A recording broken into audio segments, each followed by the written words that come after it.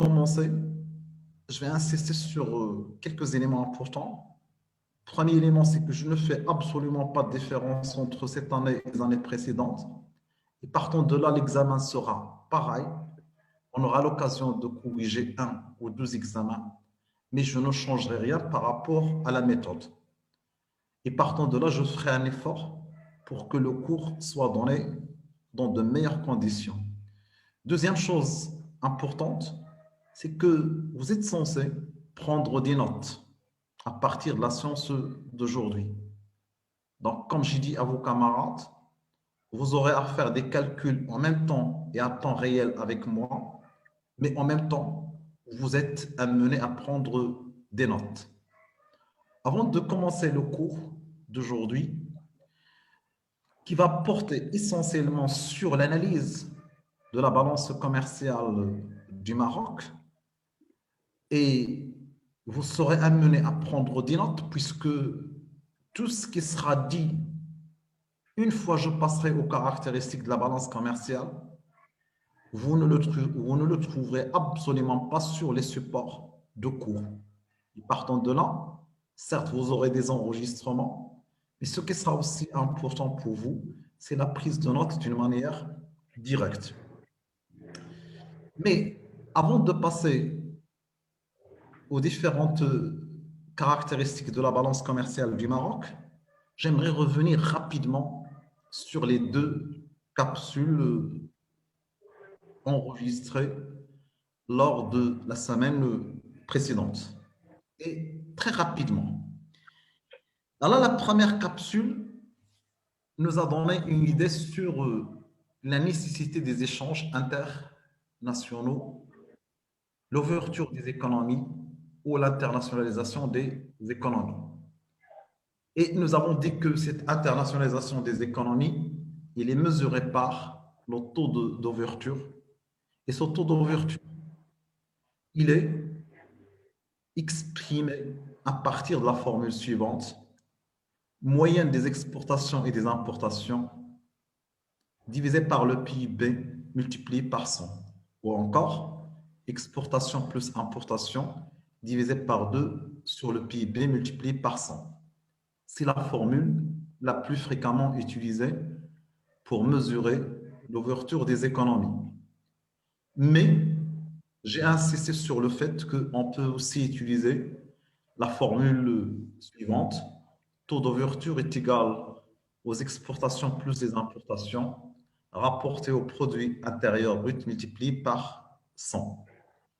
Et ce qu'on peut constater à travers ce schéma, comme le graphique suivant, c'est que le taux d'ouverture ne cesse de progresser. Et nous avons donné les raisons principales derrière la nécessité d'ouverture des économies. Et nous avons cité trois raisons principales. La première raison principale, c'est un déséquilibre sur le marché qui peut nous donner l'existence des besoins à satisfaire, d'où la nécessité des importations. Deuxième raison, une autre forme de déséquilibre sur le marché, offre qui est supérieure à la demande, ce qui nous donne des surplus ou une production qui ne peut pas être écoulée ou commercialisée sur le marché domestique, d'où la nécessité d'exportation. Troisième raison principale que nous avons évoquée, c'est la possibilité d'existence des opportunités à saisir. Lorsqu'on dit opportunité à saisir, ça signifie l'existence d'une demande sur le marché domestique, mais malgré cela, on préfère exporter pour saisir des opportunités sur les marchés internationaux, notamment en termes de prix, des prix attractifs ou des prix très élevés sur le marché international. Dans un deuxième scénario qui peut apparaître difficile à supporter sur le plan économique, c'est l'existence, cette fois-ci, d'une offre, mais malgré cela, les agents économiques préfèrent importer. une autre fois, la raison principale, c'est l'existence des opportunités qu'on désire à saisir. Et l'opportunité peut se présenter en termes de prix, des prix plus faibles sur les marchés internationaux, ou en termes de qualité, qualité meilleure sur les marchés internationaux, ou encore un rapport qualité-prix meilleur. Et ensuite, nous avons mis en évidence le fait que ces trois raisons principales, besoin à satisfaire, surplus à écouler, opportunité à saisir, peuvent se présenter pour les biens, les services, la main-d'œuvre et les capitaux. En résumé, toutes les économies sont des économies qui sont ouvertes et ce qui diffère d'une économie à une autre, ce n'est que le taux d'ouverture. Partant de là, nous pouvons chercher à avoir une idée sur la position d'un pays déterminé sur le plan international. Nous pouvons chercher à avoir une idée sur la compétitivité d'une économie sur le plan international, la compétitivité des produits d'une économie sur le plan international. Ou encore, nous pouvons chercher à avoir une idée sur l'intégralité des relations économiques entre une économie et le reste du monde. Pour ce faire, nous avons besoin d'un document. Et ce document, on l'appelle balance des paiements. Balance des paiements, nous l'avons défini d'une manière simple et nous avons dit que c'est un document qui synthétise l'intégralité des relations entre les résidents et les non-résidents. Ça signifie qu'une transaction internationale nécessite obligatoirement l'intervention d'un résident et d'un non-résident. Pour la différence entre résident et non-résident, nous avons dit qu'il est lié au centre d'intérêt. Si un individu dispose de son centre d'intérêt sur le territoire national, on le considère comme résident, quelle que soit sa nationalité, qu'il soit marocain ou non. Par contre, si un agent économique, si une unité institutionnelle ne dispose pas de son centre d'intérêt sur le territoire national, cette unité est considérée comme non résidente, qu'il soit de nationalité marocaine ou non. Maintenant, la notion de la résidence elle-même, nous avons dit, il est lié à quoi? Il est lié au centre d'intérêt. Et le centre d'intérêt, pardon, lui-même, il est lié à quoi? Il est lié à l'existence d'un lieu, d'un endroit physique à partir duquel on produit et on a l'intention de continuer à produire donc on a l'intention de continuer à produire ou à exercer une activité d'une ampleur significative. Bien sûr, ici, lorsqu'on dit produire ou exercer, et on dit continuer à produire ou continuer d'exercer, donc nous avons la notion de la durabilité ou la notion de la durée.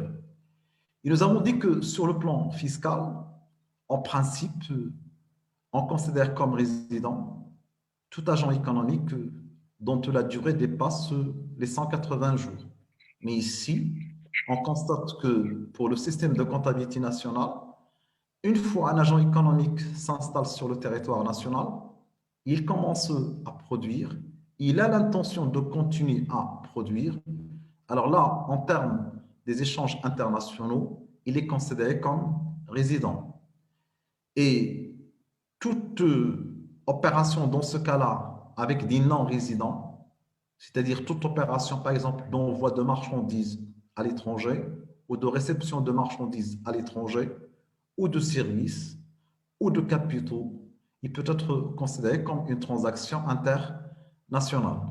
Grosso modo, on considère un agent économique comme résident lorsqu'il dispose d'un centre d'intérêt sur le territoire national.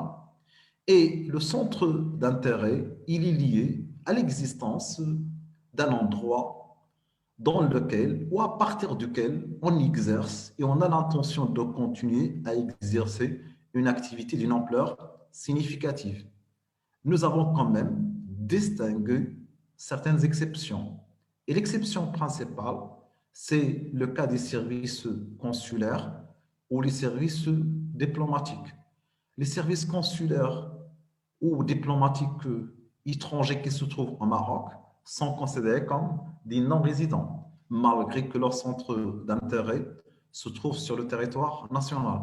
Et pareil, les services consulaires et diplomatiques du Maroc, malgré qu'ils se trouvent à l'étranger, les consulats, les ambassades, etc., malgré qu'ils se trouvent en dehors du territoire national et leur activité ou leur centre d'intérêt se trouve en dehors du Maroc, on les considère comme des agents économiques résidents. Ensuite, nous avons dit pour avoir une possibilité de comparaison des données, il faut suivre une même méthodologie d'établissement. Et cette méthodologie d'établissement, il est proposée par le Fonds monétaire international. Et je reviens sur une question principale que j'avais évoquée lors de la deuxième capsule et que vous êtes amené à préparer. Et la question, je la précise une autre fois pour ceux qui ne l'ont pas notée, la question est la suivante. Dégager ou présenter l'origine des institutions financières internationales comme première question. Bien sûr, institutions financières internationales, c'est le FMI et la Banque mondiale. Deuxième question, préciser les missions de ces institutions financières internationales. Troisième question, quelles sont les réalisations de ces institutions financières internationales? Et dernière question, quelles sont les critiques adressées à ces institutions financières internationales? Donc, je précise, vous n'allez pas être surpris si je vous donne dans votre examen une question de la manière suivante. Préciser l'origine, virgule, mission, virgule, réalisation et critique adressée au Fonds monétaire international. Ça se peut que ce soit une question sur 3 points ou 4 points.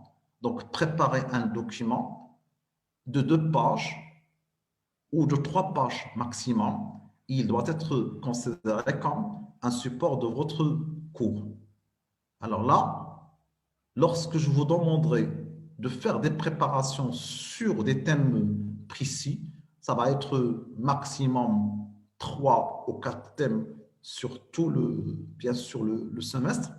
Alors là, ce que vous allez préparer pour chaque thème 2 pages ou 3 pages, ça va constituer une composante de votre examen final, une évaluation de votre examen final qui peut aller jusqu'à 6 points ou 7 points, c'est-à-dire ces documents que vous êtes amené à préparer. Donc, j'ai dit le Fonds monétaire international propose des manuels de la balance des paiements. Et le dernier, il date de l'année 2009. Il a été appliqué au Maroc en 2014. Alors, quel est l'objectif derrière ces manuels de la balance des paiements et derrière leur mise à jour? La première raison principale de leur publication, c'est d'avoir des données homogènes et comparables sur le plan international. Nous avons besoin de faire des comparaisons et pour cela, il faut que les données soient des données qui sont harmonisées. Il faut que les méthodes d'établissement soient identiques. Deuxième raison principale, le FMI, à travers le manuel de la balance des paiements, cherche à suivre d'une manière continue l'évolution et du commerce international et des moyens de paiement à l'international. La structure des échanges extérieurs des années 60 ou 70 n'a rien à voir avec la structure des échanges extérieurs d'aujourd'hui. Les moyens de paiement utilisés dans les années 60 et 70 n'ont rien à voir avec les moyens de paiement utilisés aujourd'hui. Ensuite, nous avons dit que cette balance des paiements, c'est une balance de transaction et non une balance de règlement. Et je précise que la notion de la balance de transaction signifie que toute sortie est considérée comme exportation et que toute entrée est considérée comme importation, indépendamment du mode de règlement. Si par exemple on reçoit des dons de l'étranger sous forme de denrées alimentaires ou sous forme d'équipements, etc., on devrait obligatoirement les enregistrer comme des importations. La même chose, tout envoi de marchandises vers l'étranger, que ce soit sous forme de cadeaux ou de dons ou toute forme que vous voulez, sans qu'il y ait règlement, on parle dans ce cas-là d'une exportation. Qu'il y ait ou non règlement, toute sortie de marchandises vers l'étranger, il est considéré comme exportation. Mais rien n'empêche d'avoir la notion de la partie double ou le principe de la partie double. Et ça, on le verra d'une manière plus concrète lorsqu'on s'intéressera à la structure de la balance des paiements. Ensuite, nous avons dit qu'il y a trois formes de flux. Les flux de marchandises, c'est le cas simple, l'exportation par exemple des phosphates, l'exportation de l'automobile, l'exportation des produits agricoles, des produits de la pêche, du textile, etc. Et évidemment, importation de marchandises, je peux prendre le cas de l'importation des produits pétroliers, le cas de l'importation des céréales, le cas de l'importation d'intrants ou d'input ou de matières premières euh, relatives au secteur du textile, etc. Deuxième type de flux, c'est les flux de services. Et l'exemple que j'ai donné la dernière fois, c'est l'exemple des services touristiques. Nous disposons d'une offre touristique très importante. Nous la mettons à la disposition des non-résidents ou du reste du monde. Et partant de là, il s'agit d'une exportation de services. Mais nous importons aussi des services à l'instar, bien sûr, du transport international, de l'assurance à l'international, même du tourisme à l'international, le pèlerinage par exemple, ou la préférence pour certains Marocains de destinations touristiques étrangères, comme l'Espagne, la Turquie, etc. Et en dernier lieu, nous avons les flux de capitaux. Et lorsqu'on parle des flux de capitaux, c'est les investissements à l'étranger, c'est les placements à l'étranger, c'est les emprunts à l'étranger, etc. Et le problème qui se pose ici, c'est un problème d'enregistrement. Et pour les flux de marchandises, je reviens et je précise qu'ils ne présentent aucun problème d'enregistrement du fait que toute exportation de marchandises exige le passage par la douane et toute importation de marchandises nécessite le passage par la douane. Et partant de là, les déclarations douanières peuvent être considérées comme un véritable support d'information pour l'enregistrement. Et le problème qui se posera, c'est surtout pour les flux de services qu'on appelle aussi les invisibles. Pour ces invisibles, il faut chercher des sources d'information. Je vous ai dit, un étranger ou encore un non-résident qui arrive sur le territoire national et qui cherche à acheter un souvenir ou qui cherche à régler sa facture de restauration ou d'hébergement, etc., l'opération est une opération internationale. Mais pour l'enregistrer, nous avons besoin d'une source d'information. Par exemple, pour ce touriste ou ce non-résident qui arrive sur le territoire national, ces dépenses sont considérées comme des recettes touristiques pour nous. Et pour les enregistrer, on doit chercher l'information. Et l'information, on la cherche auprès des banques comme auprès des bureaux de change. Et on considère que la conversion de la monnaie internationale en monnaie nationale doit nous permettre d'avoir une idée sur ces dépenses effectuées par ces non-résidents et une idée sur les recettes touristiques du Maroc. Et d'une manière générale, les comptes rendus bancaires constituent une véritable mine riche d'informations pour l'estimation de nos échanges extérieurs et pour l'élaboration de la balance des paiements. Toute exportation, toute importation, tout investissement à l'étranger, tout placement à l'étranger, tout emprunt de l'étranger exige obligatoirement le passage par la banque. Je ne peux pas exporter sans passer par la banque. Je ne peux pas importer sans passer par la banque.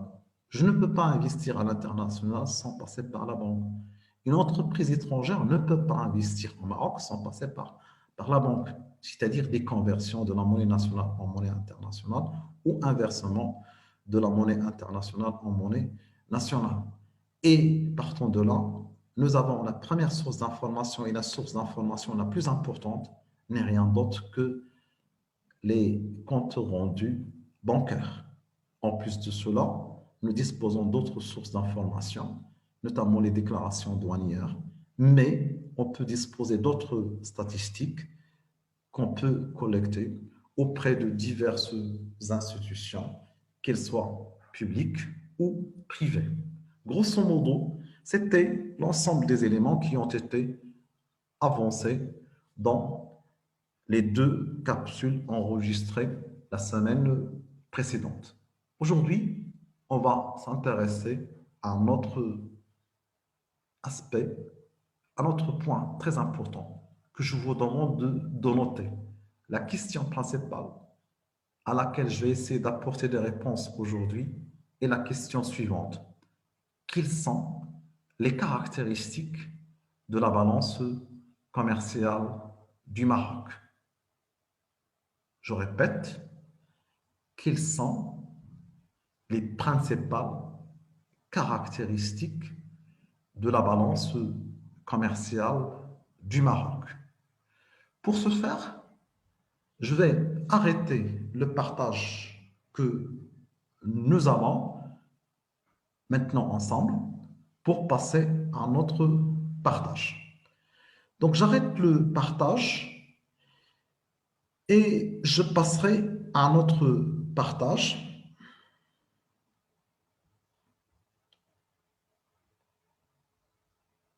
Là, là.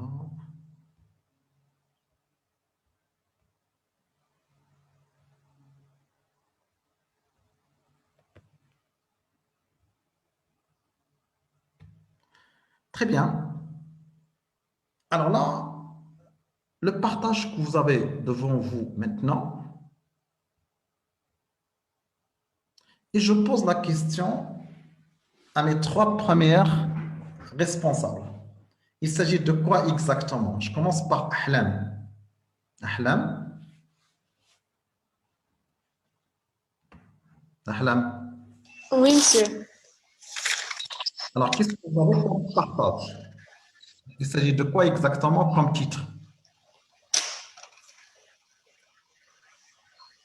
Le titre, vous l'avez devant vous.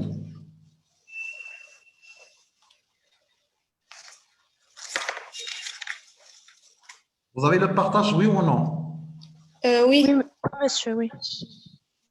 Alors, qu'est-ce que vous avez comme partage? Non? Indicateur des échanges extérieurs. Indicateur des échanges extérieurs. Indicateur des échanges extérieurs. Et ces indicateurs, ils sont publiés par qui? Ils sont publiés par L'Office d'échange. d'échange. l'échange. Alors, si vous voulez avoir une idée sur les publications de l'Office d'échange, le site de l'Office d'échange, bien sûr, le site officiel, c'est www.oc.gov.ma.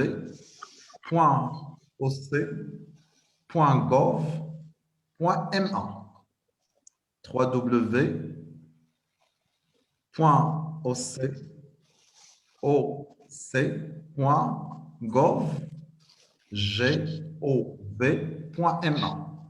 Vous avez toutes les données sur les échanges internationaux du Maroc. Alors, ce qu'on va essayer de traiter au départ, c'est ce petit tableau qui va nous prendre beaucoup de temps. Je vais essayer d'agrandir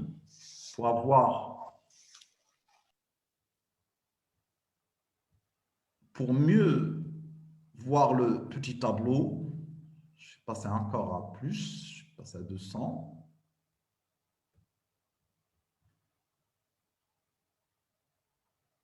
Donc, voilà le petit tableau sur lequel on devrait travailler. Il s'agit de la balance commerciale. Alors, je commencerai par définir la balance commerciale. Alors, comment on définit la balance commerciale? C'est un document qui enregistre les exportations et les importations d'un pays déterminé pendant une période déterminée. Les exportations et les importations des biens. Je répète, la balance commerciale est un document qui enregistre les exportations et les importations des biens d'un pays donné dans une période donnée.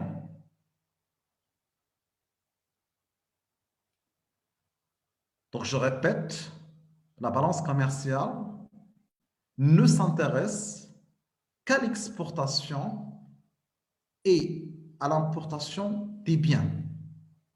Autrement, je ne m'intéresse absolument pas, en cas de la balance commerciale, je ne m'intéresse pas ni aux services, ni aux capitaux, ni à la main-d'œuvre. Je m'intéresse uniquement aux biens, qu'on appelle aussi des marchandises d'une manière globale. Alors là, vous avez les données de l'année 2019. Alors, on va essayer de lire ces données au départ. Je commence par les importations.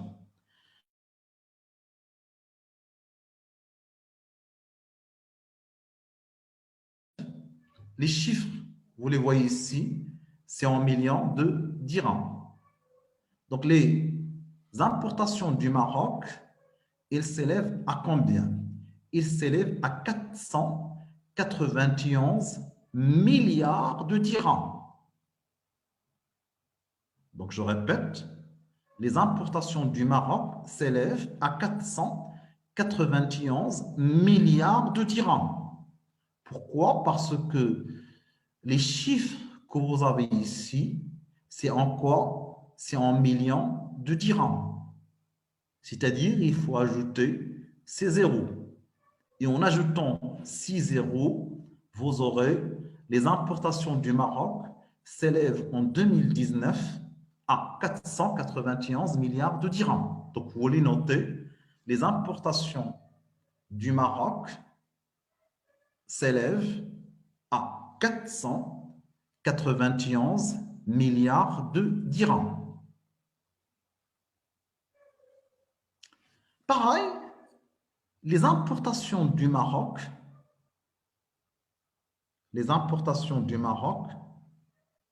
en 2019 s'élèvent à 282 milliards de dirhams. Les importations du Maroc s'élèvent à 282 milliards de dirhams. Monsieur, les exportations, non? Les exportations, oui. Alors, qu'est-ce que j'ai dit? Les importations du Maroc s'élèvent à 491 milliards de dirhams. Maintenant, les exportations du Maroc s'élèvent à 282 milliards de dirhams. Très bien. Est-ce que ça vous dit quelque chose, la notion de CAF ou la notion de FAP? Est-ce qu'il y a quelqu'un qui a une idée sur cette notion de CAF ou de FAP? Alors ici, CAF et FAP, c'est ce qu'on appelle des incoterms. Des incoterms. Alors, pour mieux comprendre cette notion d'Incoterm, je vais vous donner un exemple. Une entreprise marocaine installée à Marrakech exporte une marchandise vers l'Espagne. On peut poser plusieurs questions. Je prends par exemple le transport. Qui choisira le transporteur? Est-ce l'exportateur, c'est-à-dire l'entreprise marocaine, ou l'importateur, c'est-à-dire l'entreprise,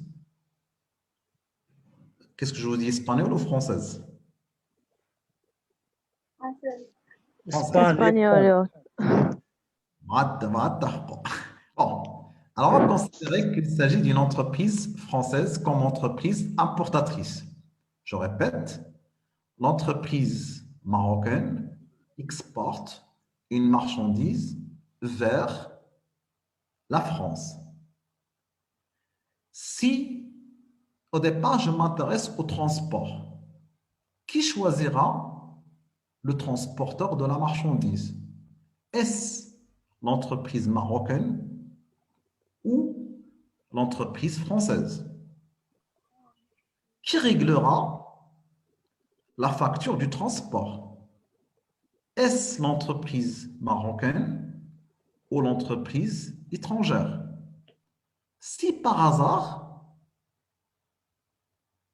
la marchandise a été volée, que ce soit au Maroc, ou que ce soit en plein océan, ou que ce soit sur le territoire espagnol ou le territoire français, qui va assumer le risque? Est-ce que c'est l'entreprise marocaine ou l'entreprise étrangère? Je vous ai donné qu'un seul cas, le cas du transport, mais je peux prendre d'autres cas. L'emballage, comme exemple, qui s'occupera de l'emballage de la marchandise? Le chargement de la marchandise au niveau du transport, le déchargement de la marchandise, les formalités douanières, l'assurance à l'international. Il y a beaucoup de services, beaucoup de prestations de services. Alors là, qui choisira le prestataire de service? Qui va rembourser le prestataire de service?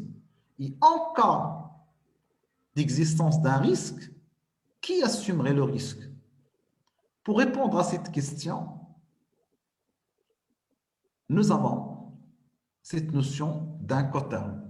Alors, c'est quoi l'Incoterm? C'est un contrat relatif aux échanges internationaux qui partage les responsabilités et les risques entre qui? Entre l'exportateur et l'importateur. Donc, je répète, un Incoterm est un contrat de commerce international partageant les responsabilités et les risques entre l'exportateur et l'importateur. Et en principe, on a 11 Incoterms, c'est-à-dire des combinaisons possibles pour répondre à toutes les interrogations que j'ai posées auparavant par rapport à l'ensemble des prestations de services. Ici, on a deux Incoterms. On a l'Incoterm CAF, coût, assurance et frais, et on a l'Incoterm FAB. FAB, en français, c'est franco à bord. En anglais, on dit FOB, flux en bord. Donc, CAF, c'est coût, assurance, frais. FAB, c'est franco à bord, au flux en bord. Donc, à retenir, dès maintenant, les exportations sont enregistrées FAB ou FOB, les importations sont enregistrées CAF. Alors, qu'est-ce que ça signifie cela? Lorsqu'on veut enregistrer des exportations au niveau de la balance commerciale, au niveau des échanges extérieurs, on prend en considération la valeur de la marchandise, mais en plus de cela, tous les services produits sur le marché national. Donc ici, la valeur de la marchandise, la valeur de l'emballage, le chargement de la marchandise au niveau du transport, on l'appelle transport pré-acheminement. Ensuite, le déchargement de la marchandise, par exemple, au niveau du port. Alors là, tous les services rendus par l'économie marocaine dans le cadre de cette transaction, jusqu'à ce que la marchandise arrive au bord du navire, s'il s'agit d'un port. Donc, je répète, franco à bord, ça signifie qu'on prend en considération l'ensemble de la valeur ajoutée produite sur le territoire national, c'est-à-dire la valeur de la marchandise une fois arrivée au bord du navire. Et qu'est-ce qu'il doit comprendre? Il doit comprendre bien sûr la valeur de la marchandise initiale, la valeur de l'emballage, la valeur du transport sur le territoire national, jusqu'au déchargement de la marchandise au niveau du bord d'un navire. Maintenant, lorsque je dis importation CAF, c'est la valeur que doit supporter l'économie nationale suite à l'importation d'une marchandise, c'est-à-dire l'ensemble des frais occasionnés par l'importation de cette marchandise sur le territoire en dehors du territoire national. Si je prends par exemple une importation d'une marchandise des États-Unis, alors qu'est-ce qu'on va supporter en plus de la valeur de la marchandise? Bien sûr, on va supporter tout ce qui est fait sur le territoire américain, transport sur le territoire américain, chargement, déchargement sur le territoire américain. Mais en plus de cela, l'économie marocaine doit supporter les frais du transport international et les frais de l'assurance internationale. Donc là, lorsqu'on dit CAF ou FAP, les exportations, on va les enregistrer FAP, c'est-à-dire la valeur créée sur le marché ou sur le territoire national. Et lorsque je dis importation CAF, c'est l'ensemble des frais occasionnés par les importations en dehors du territoire national. C'est ce que doit supporter l'économie nationale suite à une importation. Il comprend bien sûr l'assurance à l'international, le transport à l'international. Ce sont les éléments clés en plus des autres frais sur les territoires étrangers. Très bien. Donc, dorénavant, les exportations sont enregistrées FAB ou FOB et les importations sont enregistrées CAF. Je demanderai l'avis de quelques-uns parmi vous. Je commencerai par les responsables. Ahlan. Ahlan. Oui, monsieur. Vous arrivez à suivre sans souci? Je vous écoute, Ahlan. Euh, oui, monsieur, c'est quoi la question? J'ai pas bien entendu. Est-ce que vous arrivez à suivre correctement? Oui, monsieur. Très bien. Jamila, c'est bon? Tu peux continuer? Jamila. Oui, monsieur, pour continuer. Kautar? Oui, monsieur, tout va bien. Très bien. On continue. Alors, ce que je vous demanderai au départ, c'est de noter ces deux chiffres. Exportation, vous mettez 491 milliards de dirhams. Pardon, importation, 491 milliards de dirhams. Exportation, 282 milliards de dirhams. C'est bon? Alors là, avant de continuer, j'aimerais préciser la chose suivante. La différence généralement entre CAF et FAB, c'est l'assurance internationale et le transport international. FAB ne prend pas en considération le transport international et l'assurance internationale. On s'arrête une fois la marchandise est arrivée au bord du navire. Par contre, ici, pour l'importation CAF, on prend aussi en considération le transport international et l'assurance internationale. Je vais arrêter ce partage et je passerai à un autre partage. Alors, l'autre partage, et je vous demande de prendre des notes. Je vais commencer par une première formule. La première formule, c'est la formule suivante. Les importations, nous avons dit que les importations, là il y a un souci, les importations, attendez, j'ai un petit souci.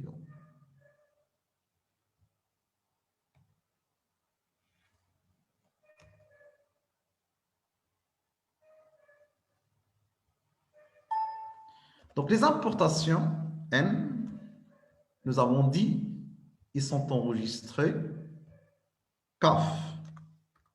Les importations CAF sont enregistrées CAF, alors que les exportations, ils sont enregistrés FOB au FAB. Alors, j'aimerais au départ préciser la chose suivante. Nous avons la relation suivante. CAF est égal à FOB est égal à FOB multiplié par 1,063. Je peux vous demander de me donner la relation entre CAF et FOB. Je vous ai dit quelle est la différence principale qui existe entre CAF et FOB. C'est l'assurance internationale et le transport international. Donc, CAF moins FOB, il est égal au transport international et l'assurance internationale. Je peux écrire cette opération de la manière suivante. CAF est égal à la chose suivante. Corrigez-moi si je me trompe. FOB plus 0,063 FOB. Ahlan. Ahlan. Oui, monsieur. Nous avons dit quelle est la différence entre CAF et FOB. Oui. Quelle est la différence entre CAF et FOB? CAF prendre en considération les frais de l'assurance et transfert à l'international. Transport, c'est pas transport. Transport à Oui, l'international. transport à l'international. Par Très bien. contre, prendre en considération la valeur de marchandises. La valeur de la marchandise jusqu'à ce qu'il arrive, nous avons Oui, dit au oui, bord du exactement. navire. Alors, nous avons dit quelle est la différence entre CAF et FOB. Vous pouvez répondre, n'importe qui parmi vous peut. L'assurance et le transport international. L'assurance et le transport international. Ici, au niveau du mat type, au niveau de l'écran, CAF moins FOB, il est égal à quoi? Il est égal à 0,063 multiplié par quoi? Multiplié par FOB. Alors là, est-ce qu'il y a quelqu'un qui peut me donner quelle est l'interprétation de 0, à quoi est égal à 0,063 FOB? D'une manière très simple. Nous avons des CAF moins FOB, ça nous donne le transport international et l'assurance à l'international. Et vous voyez ici que l'assurance à l'international et plus le transport à l'international est égal à 0,063 FOB. Est-ce qu'il y a quelqu'un qui peut me donner quelle est la signification de cette formule? Monsieur, le transport et l'assurance internationale prend 63% du fonds. Alors là, bon, plus ou moins, mais avec les petites erreurs. C'est pas 63%. C'est 6,3. Oui, 6,3. Monsieur signifie que le transport à l'international constitue 6,3% de la valeur de la marchandise. Très bien, mais pas uniquement le transport à l'international, les deux à la fois. l'assurance et le transport. Donc, vous écrivez le transport et l'assurance internationaux, donc le transport international et l'assurance internationale constituent 6,3% de la valeur de la marchandise. Constitue 6,3% de la valeur de la marchandise. C'est-à-dire, lorsque pour chaque 100 dirhams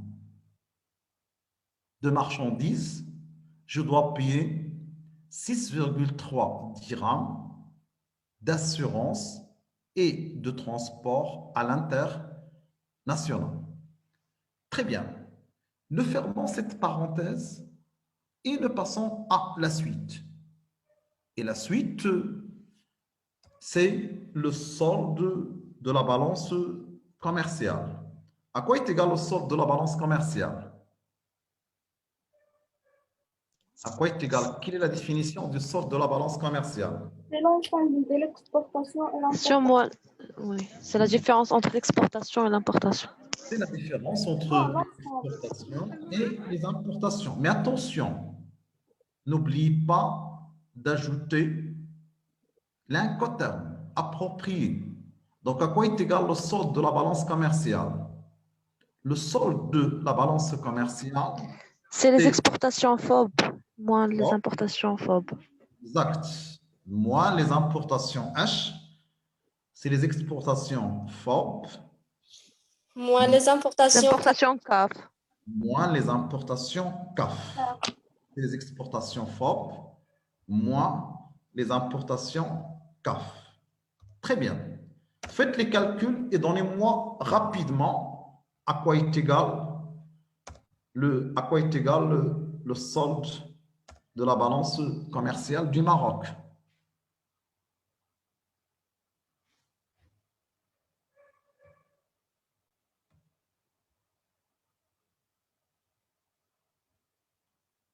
Faites les calculs, s'il vous plaît. Monsieur, 6,3% 6,3% de quoi? de la valeur de la marchandise. Alors là, 208 000. alors là, vous avez les exportations, elles s'élèvent à combien? À combien? Moins 209. 15. 200. C'est moins 208, 975, 95. Donc, c'est environ moins de 109 milliards de dirhams. Oui. Alors là, on a bien sûr trois cas possibles. Soit le solde de la balance commerciale est égal à 0, donc vous le notez avec moi en même temps. Solde de la balance commerciale est égal à 0. On dit que la balance commerciale est équilibrée. Ou bien on a le solde de la balance commerciale qui est supérieur à 0. On dit que la balance commerciale, il est excédentaire. Ou le solde de la balance commerciale est inférieur à 0.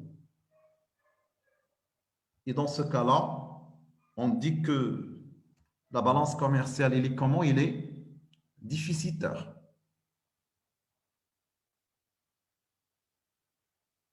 Alors, dans notre cas, les exportations s'élèvent à combien? À combien s'élèvent nos exportations?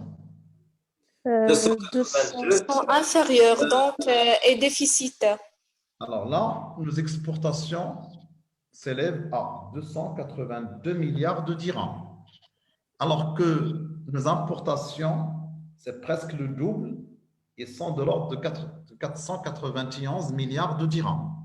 Alors, qu'est-ce qu'on enregistre dans ce cas-là? Un excédent ou un déficit de la balance commerciale? Un Un déficit. déficit. Un déficit de la balance commerciale. Et qu'est-ce qu'on peut dire à propos de ce déficit de la balance commerciale? Est-ce que c'est un déficit qui est léger ou c'est un déficit très élevé?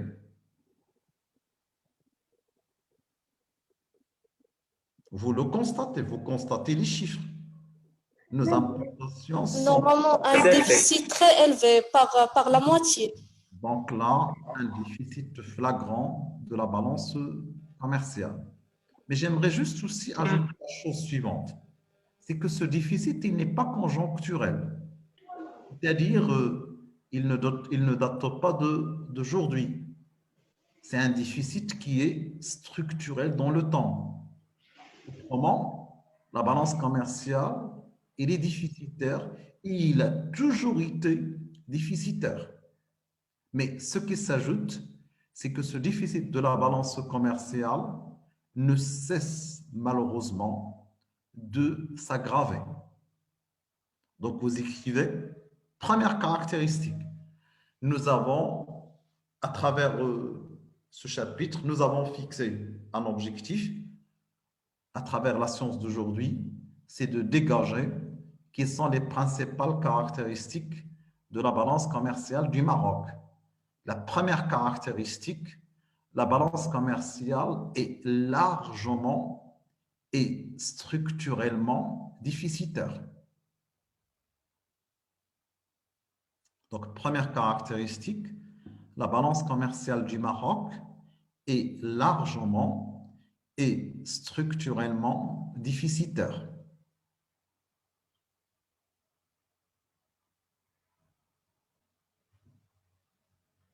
Une autre équation, avant de chercher le pourquoi, une autre équation, c'est le solde de la balance commerciale en pourcentage. Alors, ce solde de la balance commerciale en pourcentage n'est rien d'autre que le solde de la balance commerciale divisé par quoi, à votre avis? PIB. Le PIB. PIB Très bien. fois 100. Divisé Fois par le PIB multiplié par 100. Le solde de la balance commerciale en pourcentage est égal au solde de la balance commerciale divisé par le produit intérieur brut multiplié par 100.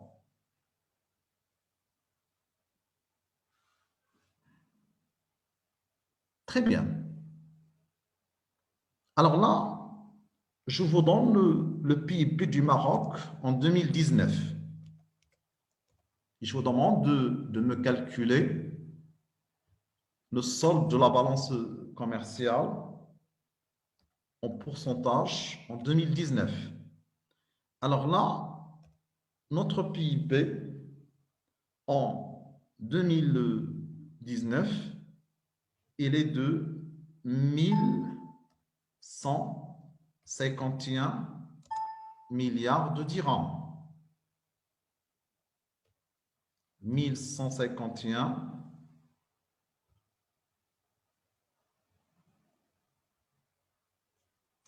milliards de dirhams.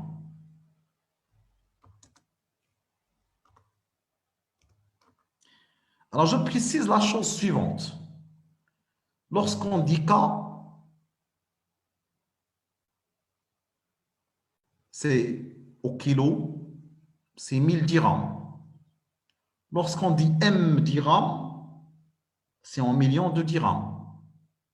Lorsqu'on dit MM, 2M ou MD, c'est en milliards de dirhams. Donc, je répète, K dirhams, c'est 1000 dirhams.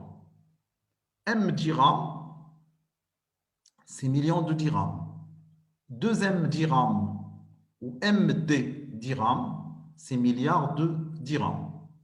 Donc, notre PIB en 2019 s'élève à 1151 milliards de dirhams, environ 120 milliards de dollars, entre 115 et 120 milliards de dollars. Alors, calculez-moi maintenant le solde de la balance commerciale du Maroc en pourcentage. Monsieur, c'est 1,8%. Chad? 1,8.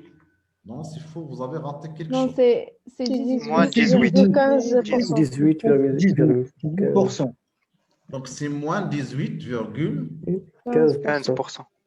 C'est moins 18,15%.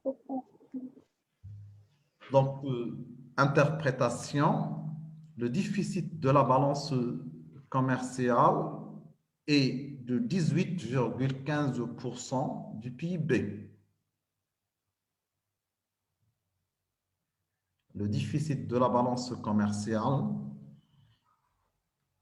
au Maroc et en 2019 est de 18,15% du produit intérieur brut. Je vais arrêter ce partage et je vais y retourner, mais par la suite. Je vais passer maintenant à un petit tableau blanc pour vous donner une idée sur comment les choses évoluent.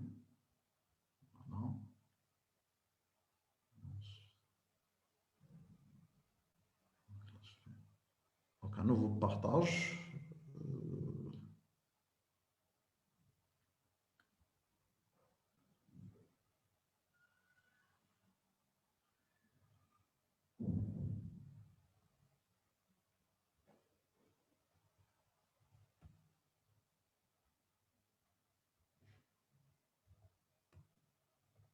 Juste un instant.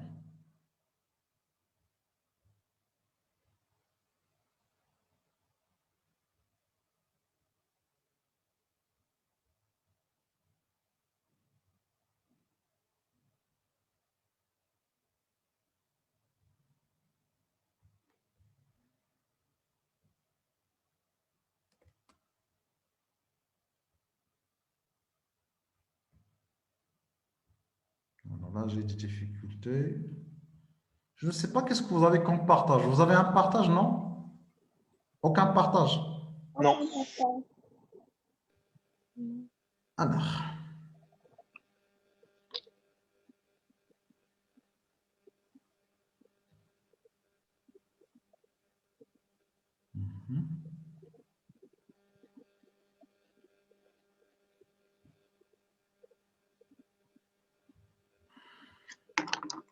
C'est ça les difficultés de live. Toujours avoir des soucis très difficiles à maîtriser.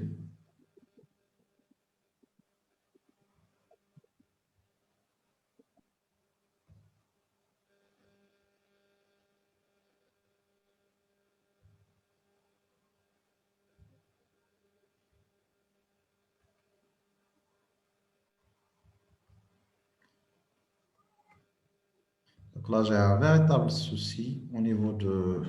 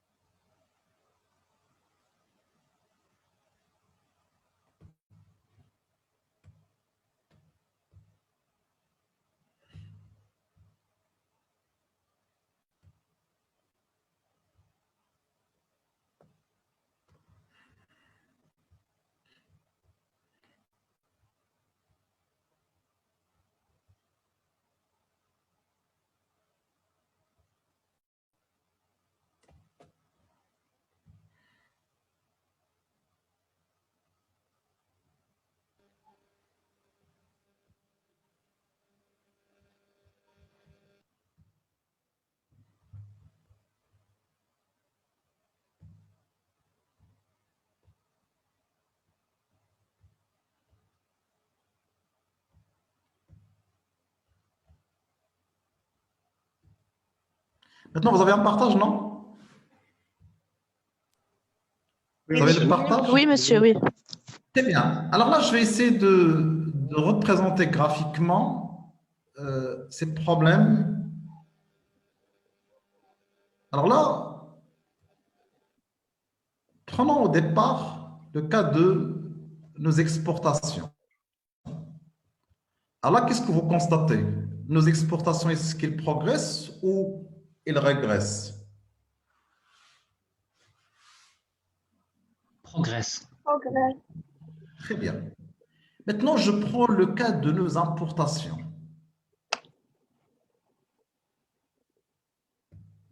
Alors là, je vais mettre ici, je vais mettre exportation.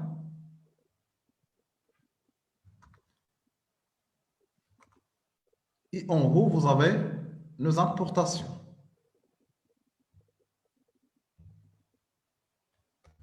Alors, qu'est-ce que vous constatez? Nos importations sont toujours supérieures à nos exportations. Monsieur, il y a un problème pour Fatima. Il dit que j'ai pas le partage. Hein?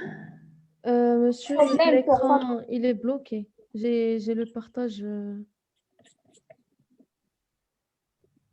Alors, je vais Il y a un essayer problème de... de partage pour une étudiante. Maintenant, C'est un problème de connexion aussi. je vous écoute bien. Alors là, est-ce que vous avez tous, est-ce qu'il y a quelqu'un parmi vous qui a le partage? Non? Oui, monsieur, oui, oui. Oui, monsieur. Partage. Oui. Vous avez le partage. Très bien. Oui. Alors là, qu'est-ce qu'on constate? On constate que nos importations sont toujours supérieures à nos exportations. On est d'accord. Mais qu'est-ce qui se passe dans le temps? Qu'est-ce que vous voyez? Qu'est-ce qui se passe dans le temps?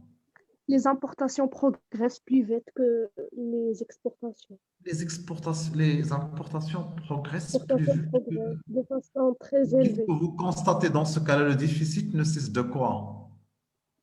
De- De De s'aggraver, de s'aggraver.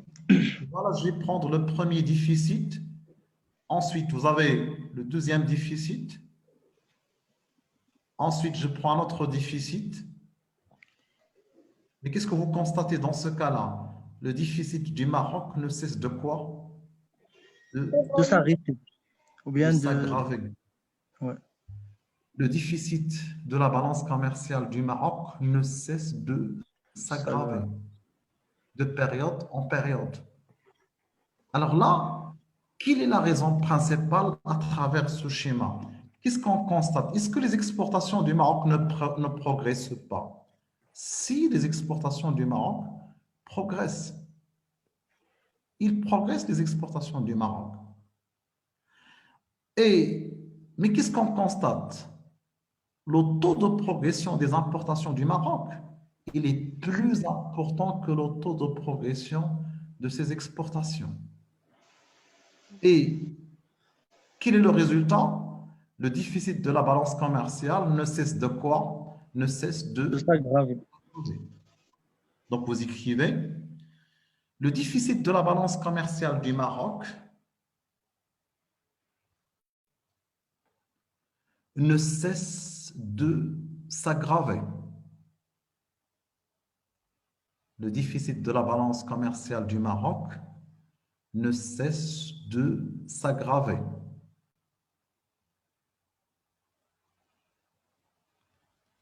Quelle est la raison principale? Amine? Amine? Vous êtes avec nous? D'accord. Fdoua? Vous êtes là, Fdoua? Oui, monsieur, mais j'ai pas entendu la question. Alors là, nous avons dit le déficit de la balance commerciale du Maroc ne cesse de s'aggraver. Quelle est la raison principale que nous avons évoquée? Je ne sais pas, monsieur. Allez-y, je peux avoir une réponse de quelqu'un parmi vous? Monsieur, parce que le Maroc importe plus qu'il exporte. C'est vrai, mais quelle est nous la réponse que nous avons donnée? Comment on a expliqué cela? C'est que le taux grande d'importation différence. est très important Entre les impôts. Le taux, nous avons dit, Le taux de progression de l'importation est très élevé que le taux de progression de l'exportation. exact. Nos exportations progressent. Vous le voyez ici, ils augmentent nos exportations. Mais l'augmentation de nos importations est de loin supérieure à l'augmentation de nos exportations. Ou la progression des importations est de loin supérieure à la progression, malheureusement, de nos exportations. Donc, 2 points. Les exportations du Maroc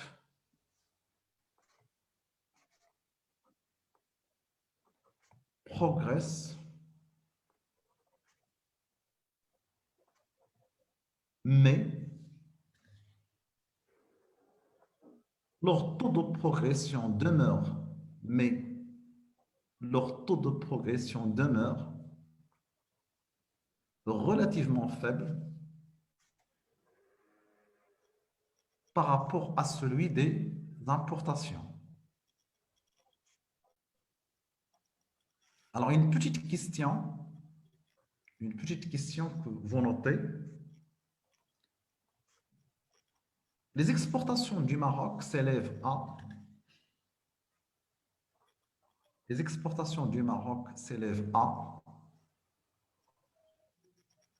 155 milliards de dirhams en 2008. En 2008, ils sont passés à 282 milliards de dirhams. Ils sont passés à 282 milliards de dirhams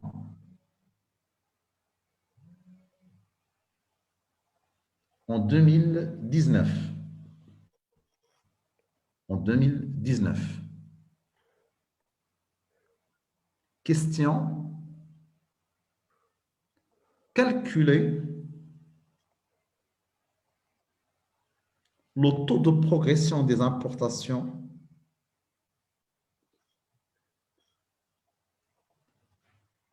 entre 2008 et 2019.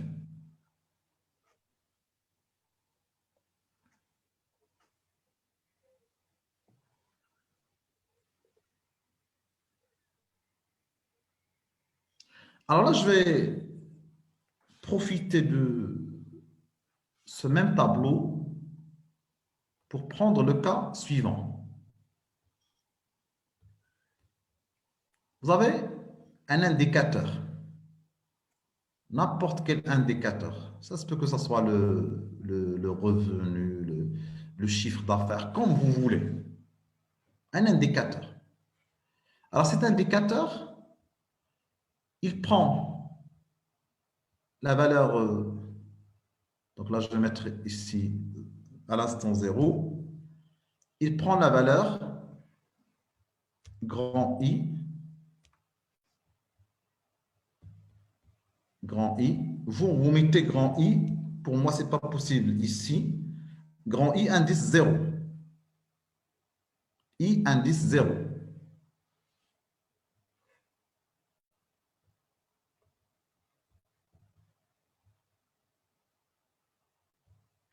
I indice 0. Et à l'instant N,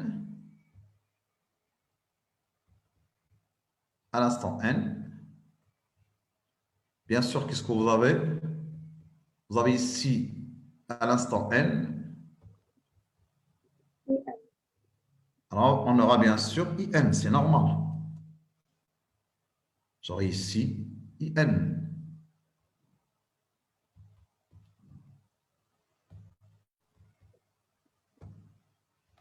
On aura IN,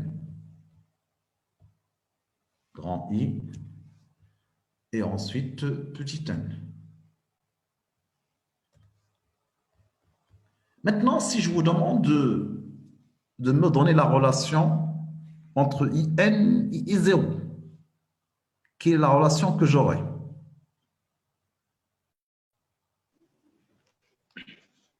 Alors là, de l'instant 0 à l'instant N, qu'est-ce que nous avons en principe? La capitalisation ou l'actualisation? De l'instant 0 à l'instant N. C'est la capitalisation ou l'actualisation? Capitalisation. La capitalisation. Et bien sûr, de l'instant N à l'instant 0, nous avons l'actualisation. Actualisation. Alors, dites-moi quelle est la relation entre IN et I0.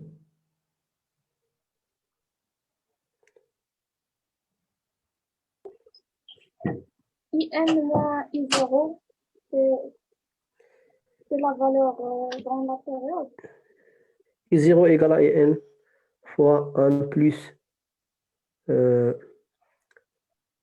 taux d'actualisation à la puissance moins N. Ça, c'est correct. Mais lorsque vous utilisez l'actualisation, maintenant, si vous utilisez la capitalisation, qu'est-ce que vous aurez? Et N égale à I0 fois 1 plus le taux d'actualisation à la puissance N. C'est le taux de capitalisation, plus le taux de capitalisation à la puissance. Très bien. Alors, je vais écrire cela au niveau du MathType. Il est où? Il est là. Donc, je partage le MathType.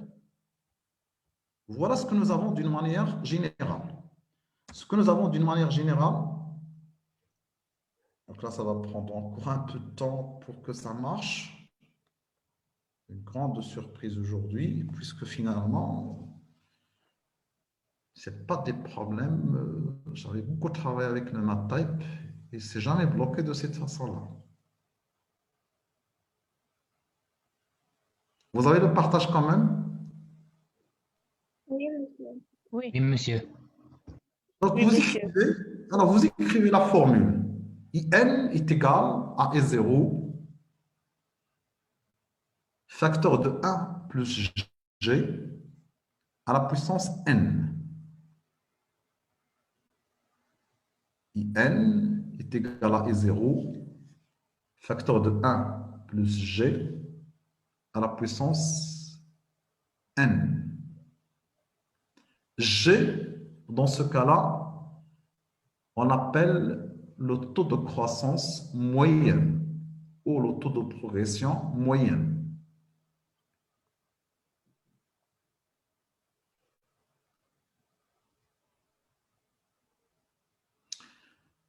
Alors, je vous demande de me donner la formule de G. À quoi est égal G?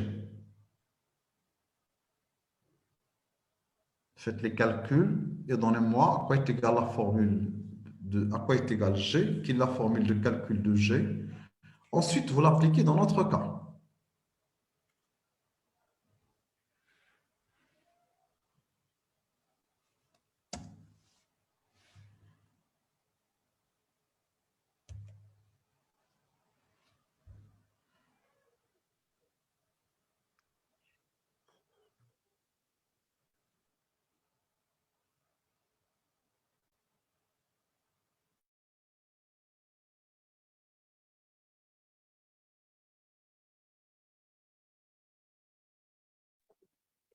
Monsieur, G égale racine unième de IN sur I0 moins 1.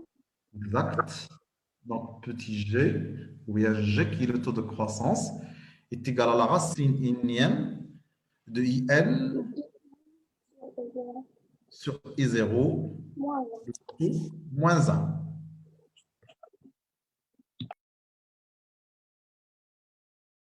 Essayez de l'appliquer dans notre cas. Alors là, IN pour nous, c'est quoi? C'est les exportations en 2019. I0, c'est les exportations en 2008. 8. Pardon. En 2008. Oui. N, c'est la différence entre 2019 et 2008, c'est-à-dire 11.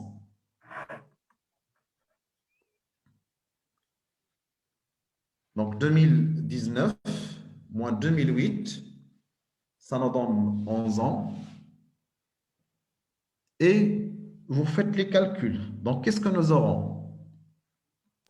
Monsieur, G, pour G, oui. c'est 0,37. Là, j'attends les calculs de vos camarades. Ouais, d'accord. C'est trop ce que vous êtes en train de me dire. Donc, c'est la racine 11e de 282 sur 155, ensuite moins 1.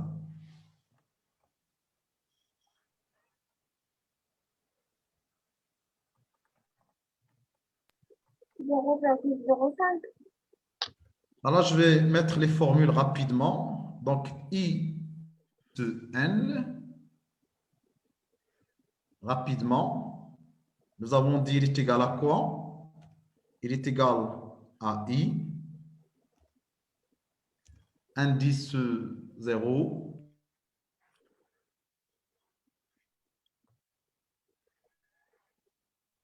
facteur de quoi? 1 plus Facteur G de à la 1 puissance N. à la puissance combien? N. À la puissance N.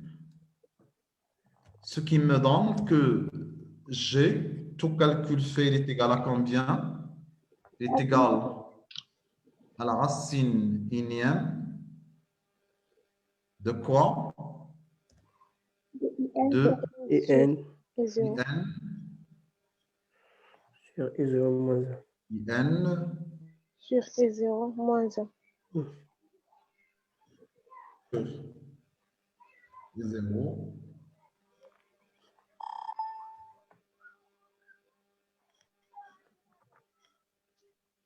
0 Moins 1.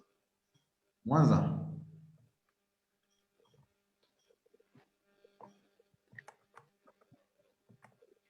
Le taux moins 1. Mais attention, c'est en dehors de la racine La unienne. racine. Alors, dans notre cas, on va l'appliquer, on va calculer pour les exportations, qu'est-ce que nous aurons? Je vais prendre la même formule. CTRL-C, bien sûr, CTRL-V. Et à la place de grand I, qu'est-ce que j'aurai? J'aurai les exportations.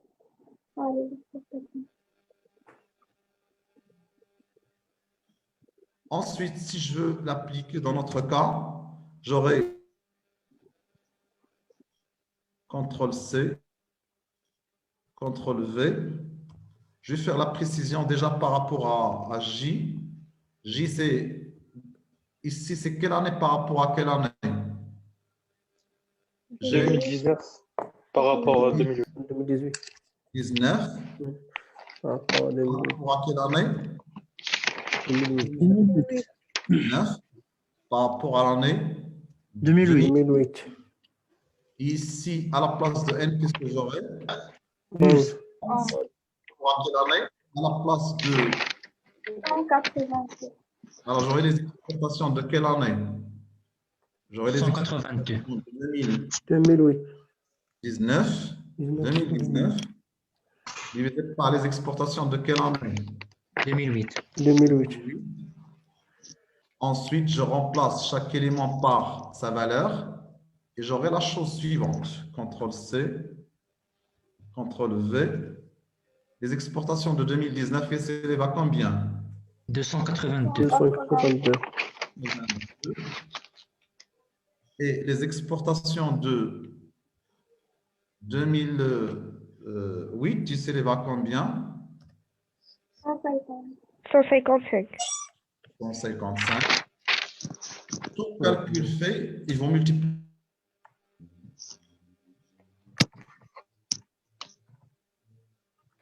Scientifique pour faire les calculs. Qu'est-ce que ça Égal me donne? à 5,6%. 5,6%. Alors, vous notez, quelle est son interprétation? Est-ce qu'il y a quelqu'un qui peut me donner quelle est l'interprétation de ces 5,6%? Monsieur, les importations ont progressé entre 2019 et 2008 de Les 5,6%. Les exportations ont progressé annuellement et Les en moyenne. importations Combien? Exact. Donc, vous ont écrivez. progressé entre 2019 et 2008 de 5,6%. Très bien. Donc, vous écrivez Les exportations du Maroc ont progressé annuellement et en moyenne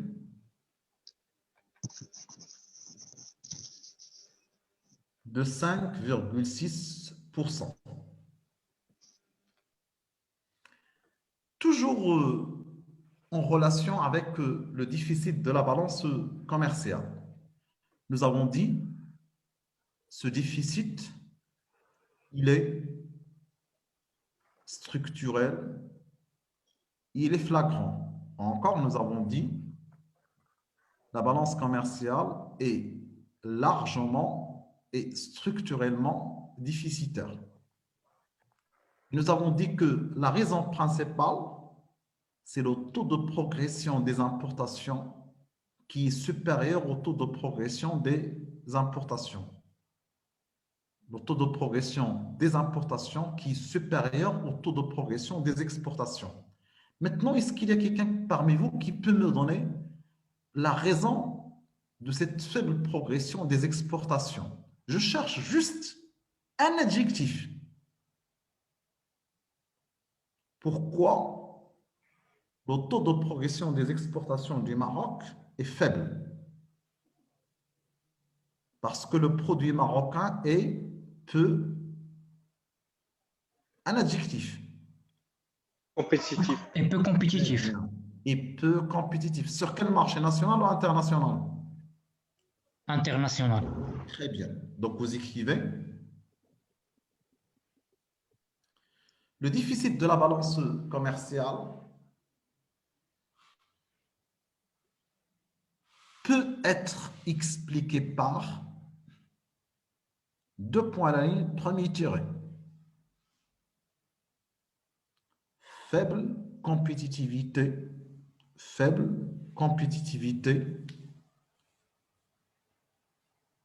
du produit marocain sur les marchés internationaux. Qu'est-ce que ça nous donne cela?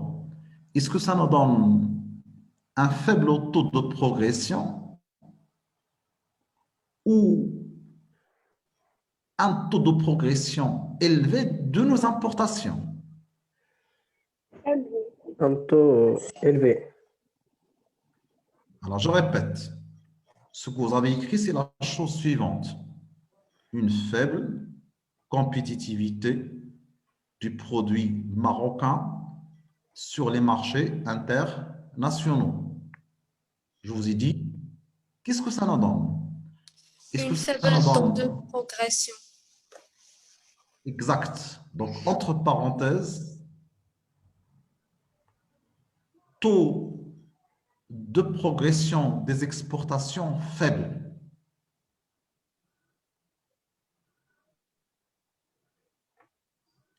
Deuxième tiré.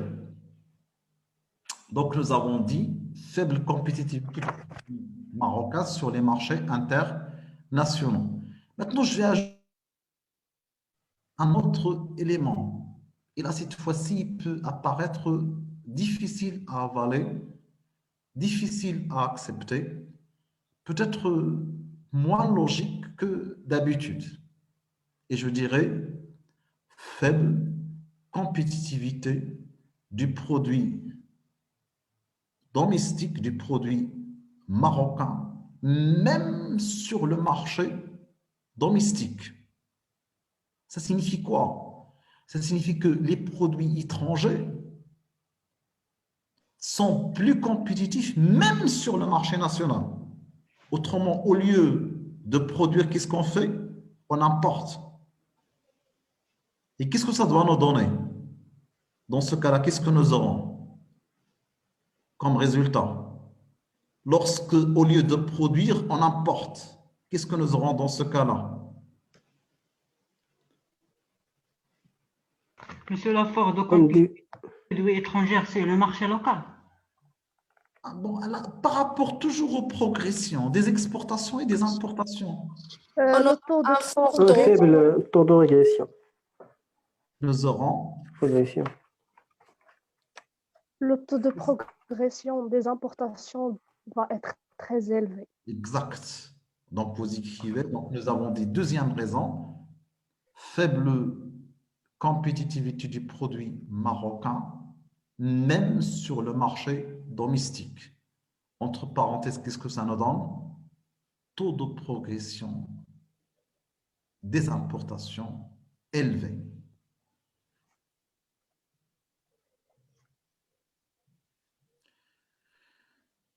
Très bien. Nous passons à un autre concept. Le concept suivant, c'est le taux de couverture. Taux de couverture. Taux de couverture des exportations par les importations. Alors, comment il sera calculé à votre avis? Taux de couverture des exportations par les importations. Pardon, taux de couverture des importations par les exportations, ça va de soi. Taux de couverture, je répète, des importations. Taux de couverture des importations par les exportations. Alors, Est égal les exportations FAB sur les importations CAF fois 100. Exact. Donc, nous aurons les exportations FOB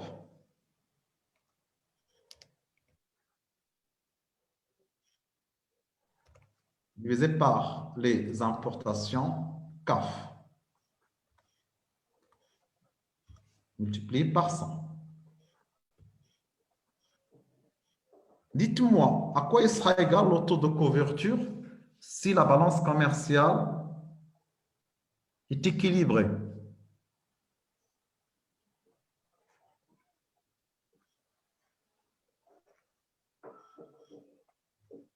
Je vous écoute. 100%. Ça égale à combien? 100%. 100%, c'est-à-dire 1. Donc là, la balance commerciale est équilibrée lorsque les exportations sont égales aux Les importations. exportations. Dans ce cas-là, le taux de couverture sera de 100%. Si la balance commerciale est excédentaire, les exportations seront supérieures aux importations à 100%. Par contre, lorsque la balance commerciale est déficitaire, le taux de couverture, dans ce cas-là, bien sûr, il est inférieur à 100. Alors, vous faites les calculs pour le cas du Maroc. Quel sera le taux de couverture en 2019? Taux de couverture en 2019. 57,4%. 57,4%. 4%. Alors, on va mettre les chiffres. Bon, comme ça va être plus apparent pour vos camarades. Donc, qu'est-ce que nous aurons? Les exportations, elles sont de l'ordre de combien? De 282. 282. Et les importations, elles sont de quel montant? De 491. 491. Ils vont multiplier par 100. 100. Ça nous donne un taux de couverture en 2019. 57,43. 57,4%.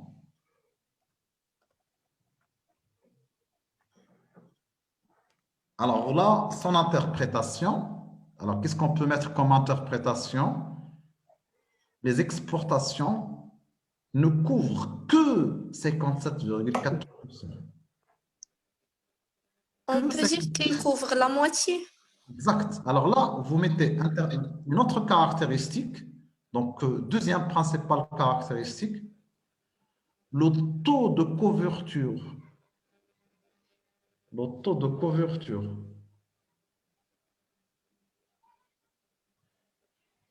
des importations par les exportations demeure très faible.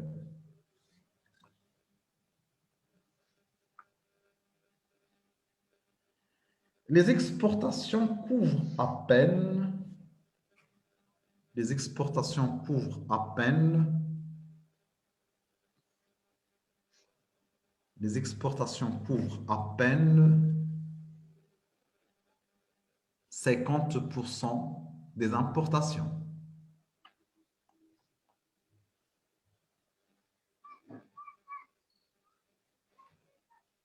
Un autre indicateur est là selon la définition de l'office de change.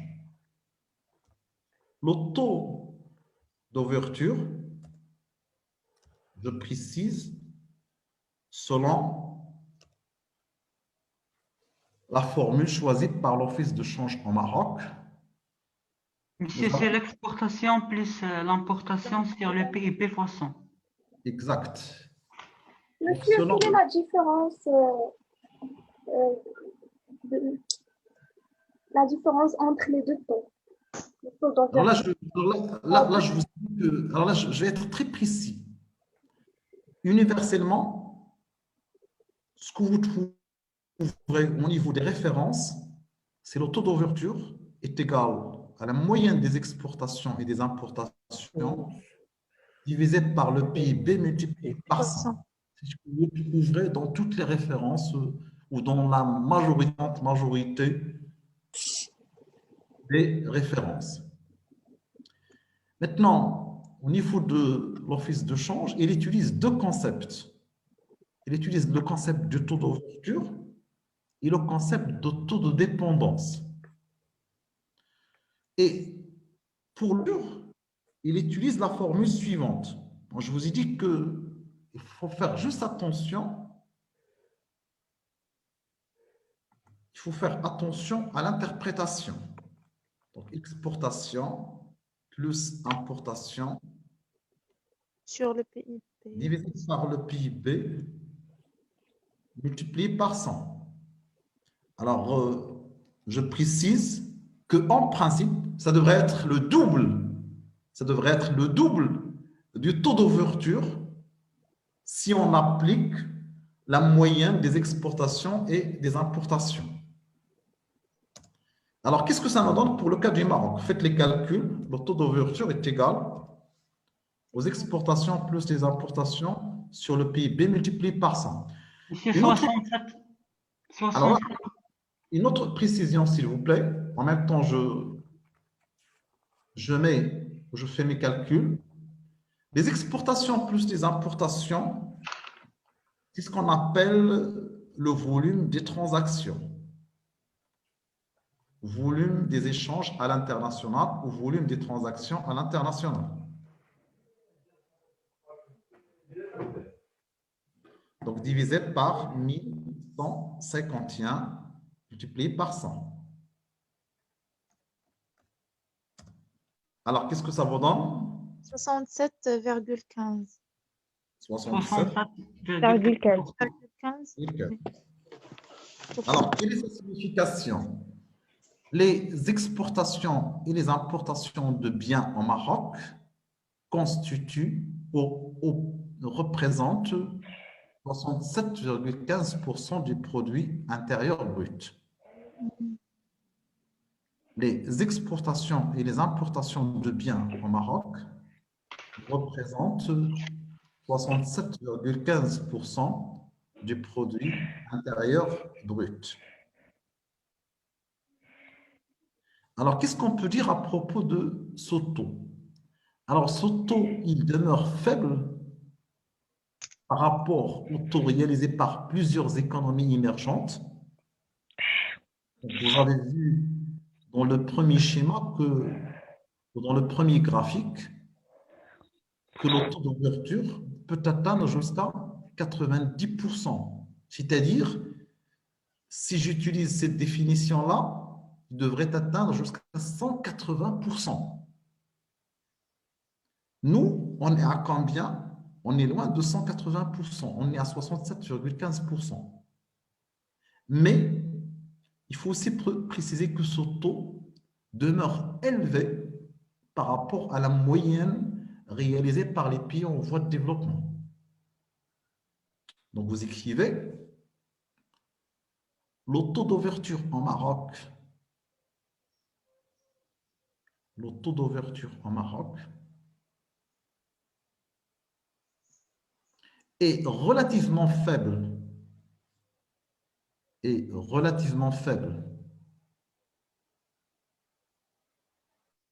à celui des pays émergents, relativement faible à celui des pays émergents, mais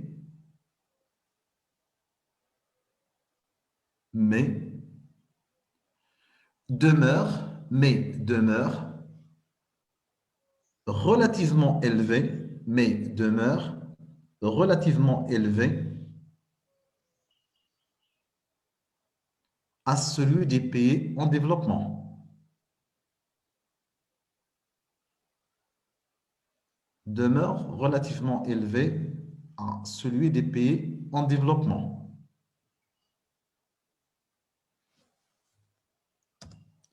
Un autre point ou une autre formule, le taux de pénétration des importations. Le taux de pénétration des importations.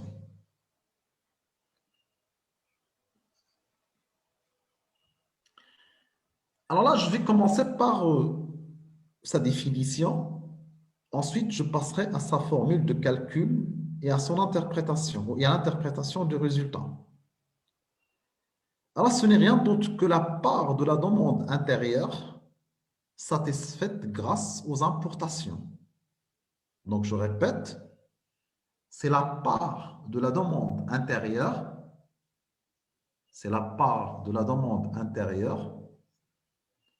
satisfaite grâce aux importations.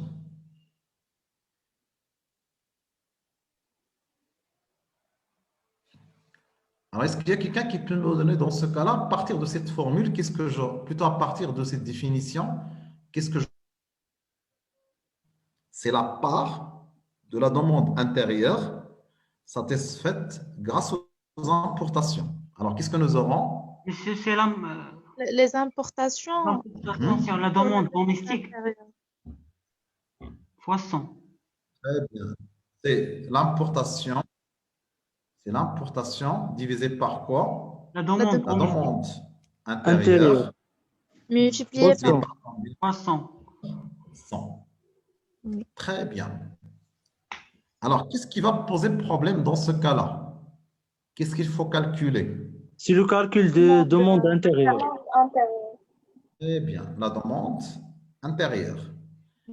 Alors, notre demande intérieure, en principe, nous avons une production qu'on peut appeler le PIB. Mais cette production, est-ce qu'il est utilisé dans son intégralité pour satisfaire la demande intérieure ou non? Non, on les exporte dans les pays étrangers. Nous avons une partie qui permet de satisfaire la demande étrangère. D'ailleurs, les exportations, on les considère comme une demande étrangère adressée aux produits nationaux. Donc, nous aurons une demande intérieure qui sera égale au PIB. Qu'est-ce qu'on doit retrancher? et les exportations. On doit ajouter les importations. Ajouter On va quoi? retrancher les exportations et ajouter les On doit ajouter importations. la part de notre demande intérieure qui est satisfaite par les importations.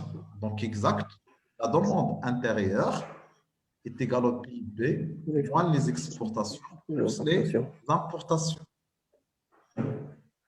Ce qui va nous donner la demande intérieure en 2019, dans notre cas,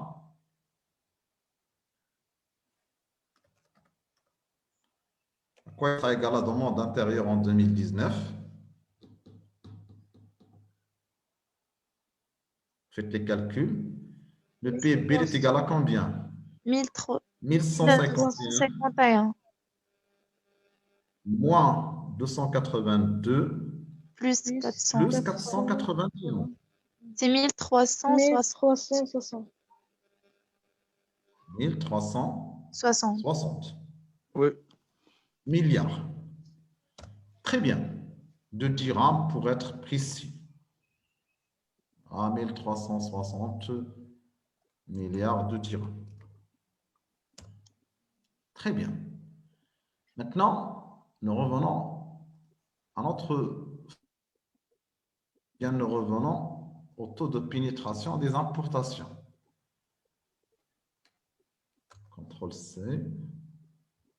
Même chose ici, CTRL. Et on va remplacer chaque élément par sa valeur. Les importations, elles sont de quel chiffre? 400 De 491 milliards. Divisé par la demande intérieure. Elle est de l'ordre de combien? 1360. 1360. Mais c'est 36,1%. 36,1. 6,10. 36,1. 36,1%. Dites-moi quelle est sa signification.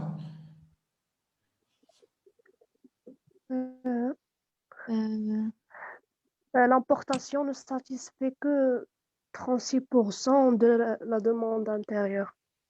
Voilà. Alors là, si on était performant, il faut qu'on arrive à tout produire. Donc ici, plus de un tiers de nos besoins est satisfait grâce à quoi? Oui, satisfait Grâce par à l'importation. Par l'importation. Grâce à Donc, il n'y a pas une grande production domestique. 36,1% de nos besoins. de nos besoins sont satisfaits grâce à l'importation. Grâce à l'importation. Donc, vous l'écrivez, 36,1% de nos importations sont satisfaits grâce à l'importation. 36% de nos besoins sont satisfaits grâce à l'importation. Et là, ça signifie bien sûr une forte dépendance vis-à-vis de l'étranger pour satisfaire une grande partie de nos besoins. Mais le problème ne se pose pas si on exporte davantage, si on importe. Et en même temps, on exporte, le problème ne se pose pas. Mais il faut voir quel est notre effort d'exportation. Ce qui nous donnera la dernière formule pour la science d'aujourd'hui, effort d'exportation. Effort d'exportation. Alors, l'effort d'exportation, ce n'est rien d'autre que la part du produit intérieur brut destiné à l'export.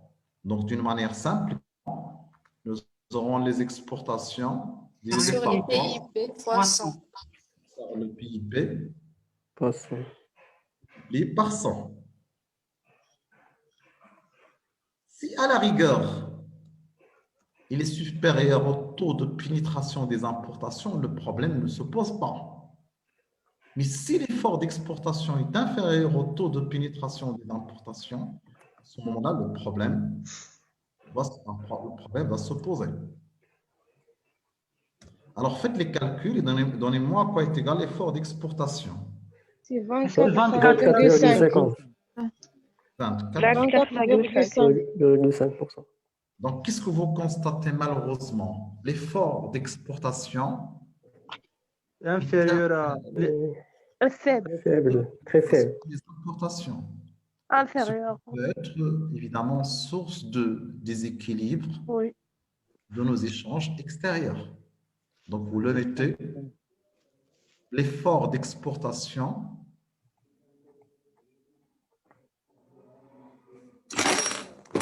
est inférieur au taux de pénétration des importations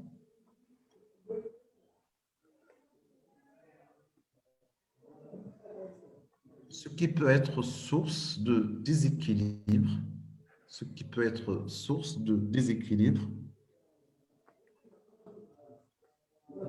des échanges extérieurs du Maroc. Ce qui peut être source de déséquilibre des échanges extérieurs du Maroc. Alors maintenant, j'arrive à la fin, mais j'aurai une question précise à vous poser. Qu'est-ce que vous préférez? Est-ce les enregistrements ou le travail interactif? Jaouboni, en fonction de cela, je vais programmer la suite de mes cours. Le travail interactif, monsieur. Monsieur, le travail interactif. Interactif. Très bien. Le travail est interactif. Alors, je précise que le cours, dorénavant, aura lieu, Inch'Allah, les jeudis, à partir de 14 h jusqu'à 16 h. Et je vous signale, je ferai l'intégralité du cours. Vous avez la possibilité de m'arrêter si vous n'arrivez pas à comprendre un passage du cours. Et je ne ferai aucunement de différence entre le cours que je vous donnerai cette année et le cours ou les cours que j'avais donnés les années précédentes. Vos appréciations sont assez importantes pour moi.